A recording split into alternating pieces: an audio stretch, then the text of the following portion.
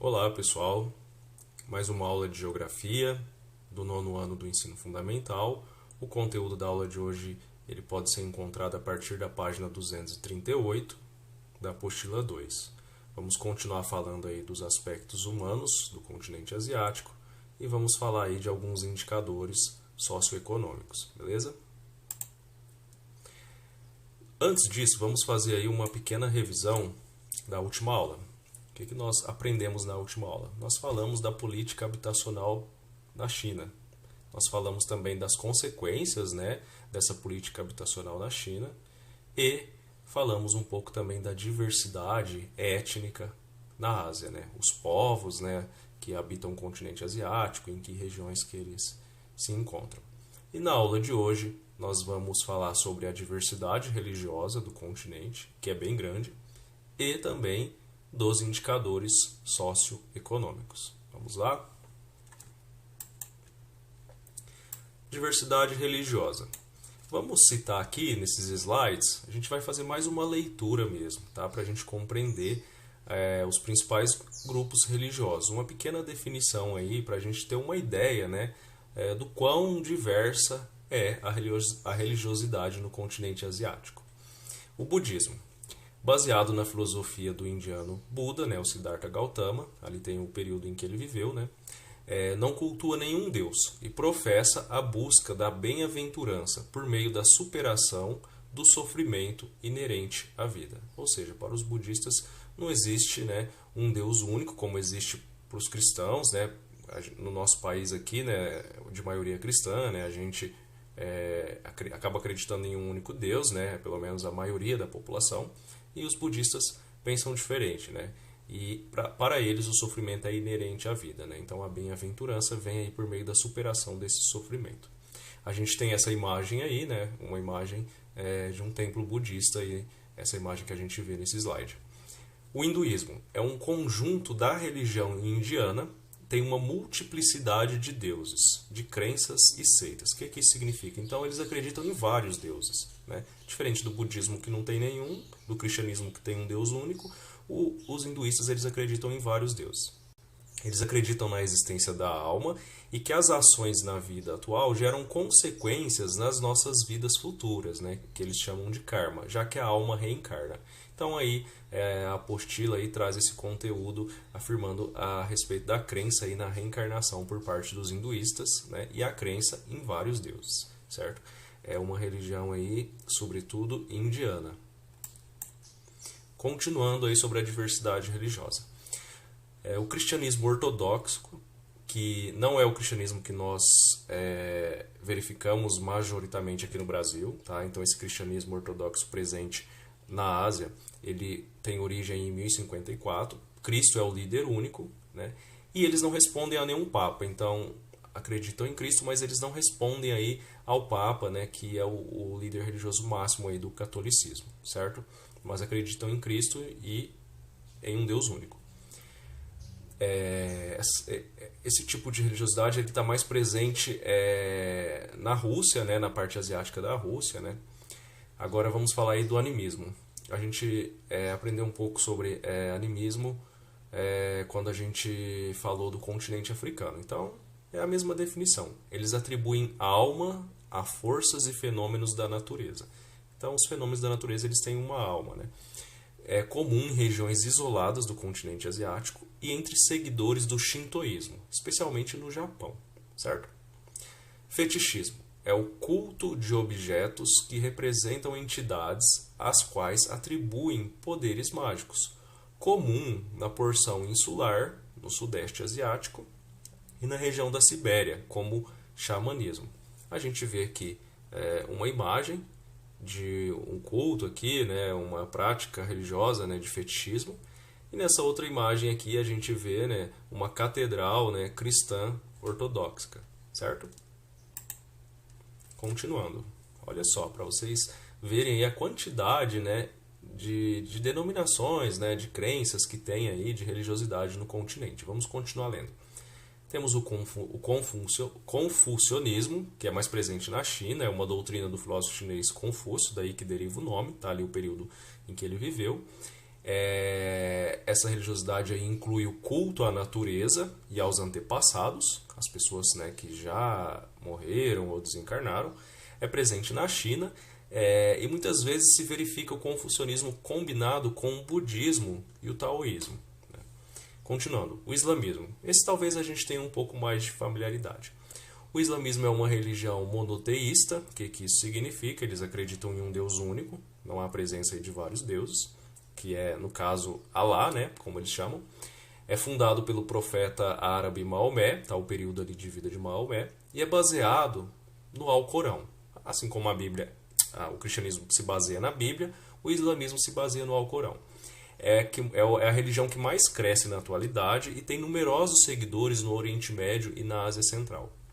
Acho uma observação importante para a gente fazer que a gente acaba, né, principalmente nós ocidentais, né, europeus, nós que vivemos nas Américas, acabamos desenvolvendo aí um certo tipo de xenofobia, né, de preconceito com as pessoas de religião islâmica, né, sobretudo em razão aí da gente ter verificado grupos radicais, né, promovendo atentados terroristas, né. Então é importante assinalar que a maioria das pessoas que professam a fé islâmica, elas não são radicais, tá? Então a gente não pode se basear nos grupos radicais, que é o que a mídia acaba, né, trazendo de notícia aí. Então a maioria das pessoas islâmicas não são radicais, são pessoas que professam a fé delas como nós cristãos, tá? Assim como também tem grupos radicais em outras religiões também, né? Não só no islamismo. Continuando, judaísmo. Na Ásia, ele é praticamente restrito ao país de Israel. É monoteísta, ou seja, acredita em um Deus único também, e é a religião mais antiga do mundo.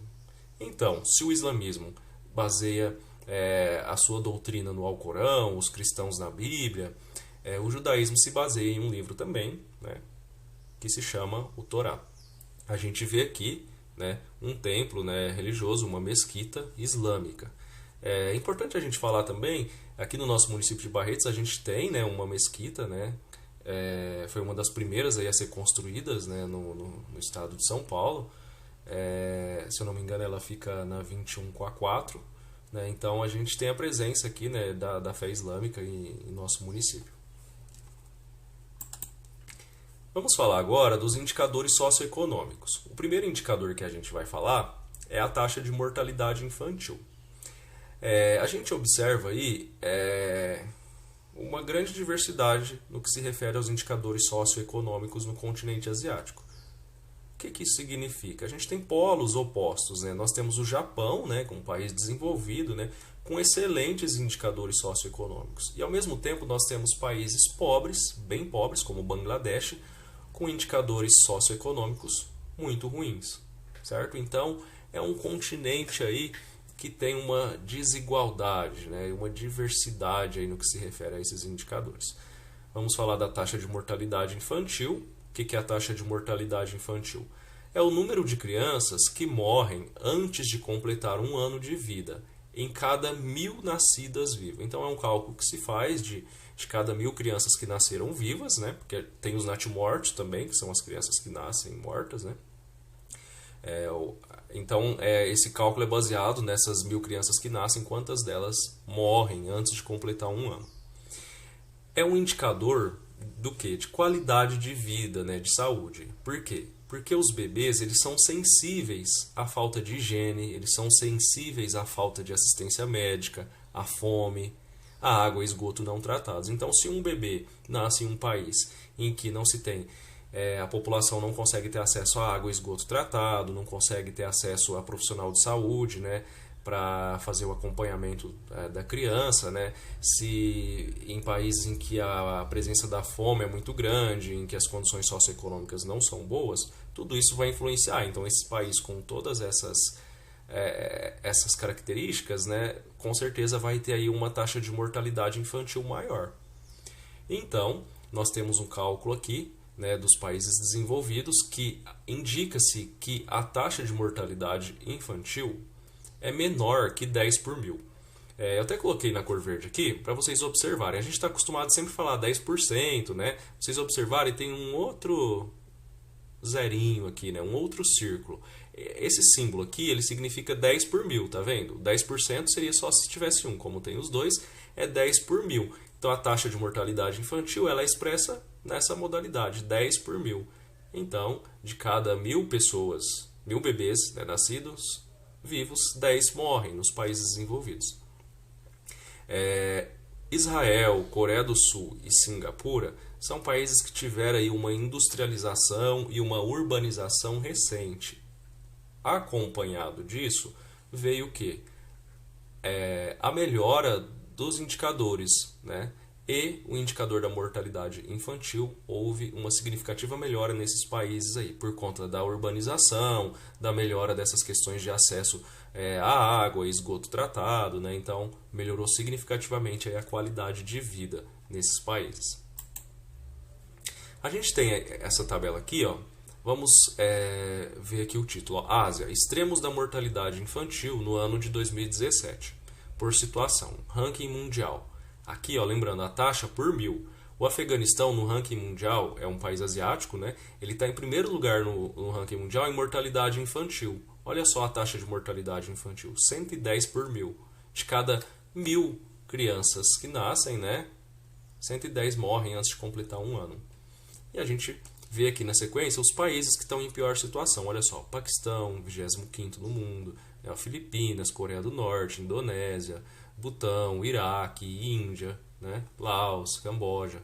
E aqui, por outro lado, nós temos os países com a melhor situação, né? Olha aqui embaixo, o Japão, né? Ele está na posição 224, aí, né? Não lembro certinho o número ordinário como se diz. Ele tem uma taxa aí de 2 crianças por 1.000. Olha só a diferença para o Afeganistão. E outros países com índices bons também. Olha só, Coreia do Sul, Singapura, Israel, Catar, Kuwait, Líbano, Sri Lanka, Bahrein, Tailândia. Então, essa tabela aqui mostra o panorama para a gente ter uma comparação aí dessa diversidade, quando a gente falou de uma diferença grande, né, dentro do mesmo continente. Outro indicador é a expectativa de vida. Vamos falar dele agora. A expectativa de vida. A expectativa de vida é a média de anos que um recém-nascido poderá viver, calculada pela média de idade das pessoas que morreram em um país em um determinado ano. Ou seja, uma criança que nasce hoje é a esperança que ela tem de vida, né? Então é calculada aí com base na média da idade das pessoas que morreram em um determinado ano, né? A gente tem aí a questão intimamente relacionada da qualidade de vida, com os anos de vida. Então, países com melhor qualidade de vida, as pessoas têm mais anos de vida, elas vivem mais. Na Ásia, nós temos poucos países com bons índices, né, de expectativa de vida. A exemplo aqui do Japão e Singapura. Nos países desenvolvidos, né, a expectativa de vida ela normalmente fica acima de 80 anos, né, ela é maior que 80 anos. Aqui estamos falando dos países desenvolvidos no mundo todo, tá? Não só os países desenvolvidos da Ásia. E nos países subdesenvolvidos, a expectativa de vida ela é menor de 75 anos. E até mesmo inferior a 65 nos extremos, né? Ou seja, nos países extremamente pobres. Aqui nós temos nesse gráfico a Ásia, os extremos da expectativa de vida, dados de 2017. Mais uma vez aqui o Afeganistão, né? Numa das piores posições no ranking mundial. Olha só, a média de idade de uma criança ao nascer lá, espera-se que ela viva em torno de 52 anos. Por outro lado, nós temos aqui o Japão no extremo oposto, né? O ranking mundial em primeiro, né? Então, o Japão é o país com a melhor expectativa de vida do mundo, 89 anos. Singapura em segundo, com 85, certo? Continuando, vamos falar da terceira taxa aí, que é a taxa de analfabetismo. É uma das formas mais eficientes de avaliar a integração de uma nação à modernidade. Tem aí essa relação das oportunidades, né, de trabalho, né, com os anos de estudo. Então, quanto mais tempo de estudo você tem, mais oportunidade você tem de se integrar no mercado de trabalho, né, e a modernidade aí. Os países subdesenvolvidos eles têm uma taxa superior a 15% de pessoas analfabetas acima de 15 anos, nos países subdesenvolvidos. E no mundo há mais mulheres analfabetas, né, do que homens, certo?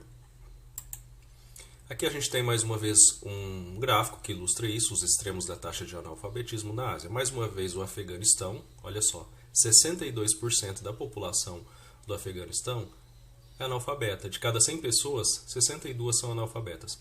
E nós temos aqui, no lado oposto, outros países asiáticos com excelentes índices, né? Como Israel, apenas 2,2% da população é analfabeta, né? Taiwan, Mongólia, China, certo?